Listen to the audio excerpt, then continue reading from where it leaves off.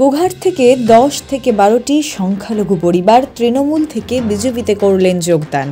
জানা গেছে আজ বুধবার আরামবাগের পারুল সংলগ্ন এলাকায় হুগলির গোঘাটের দহিয়াকান্দা এবং শানমান্দি থেকে প্রায় 10 থেকে 12টি পরিবার আরামবাগ সাংগঠনিক জেলা বিজেপির সভাপতি বিমান ঘোষের হাত ধরে তৃণমূল থেকে বিজেপিতে যোগদান করে বলে জানান।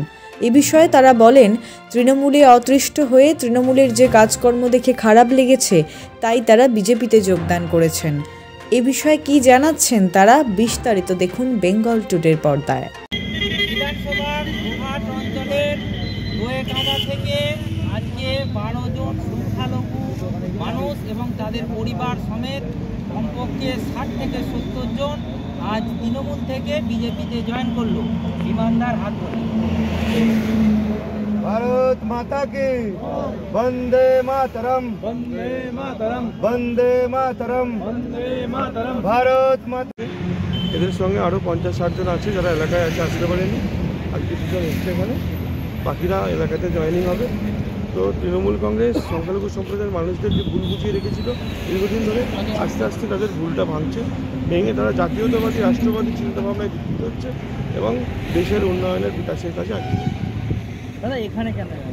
আজকে আমাদের পার্টি অফিসে কাজ চলছে, এই জন্য আমাদের এই গেস্ট হাউসে মিটিং আছে, মিটিং থাকার জন্য ওনাদেরকে এখানেই ডেকে নিয়েছি। আচ্ছা, মোট কতজন দিল? 12টি পরিবার সহ 50-60 জন আছে যারা এলাকায় আছে, তারা একজন আছে। একজন অঞ্চলের সহসভাপতি আছে, নাসের আলী। আমাদেরকে বারবার ভুল বুঝিয়ে ভুলভাবে যে এইটা দেওয়া হবে, ওটা দেওয়া হবে, এই করবো ওই করবো, সংখ্যালঘু কোনো কাজ, কোনো উন্নয়ন হয়নি। উন্নয়ন যখন হয়নি তো আমাদেরকে পিছুতে বাধ্য বা ওই পার্টি থেকে আমরা স্বেচ্ছায় এই পার্টিতে যোগদান করি। দেখা যাচ্ছে যে তৃণমূল তো প্রায় বলতো যে বিজেপি সংখ্যালঘু বিরোধী দল, তারপরেও আপনারা জয়েন করলেন। ওটা তো ভুল বোঝানো হয়েছে মানুষ। কি দেখলেন বিজেপিতে? বিজেপি ভালো, তাই জয়েন করছেন? তাই জয়েন। ওর থেকে কতগুলো জয়েন করলেন?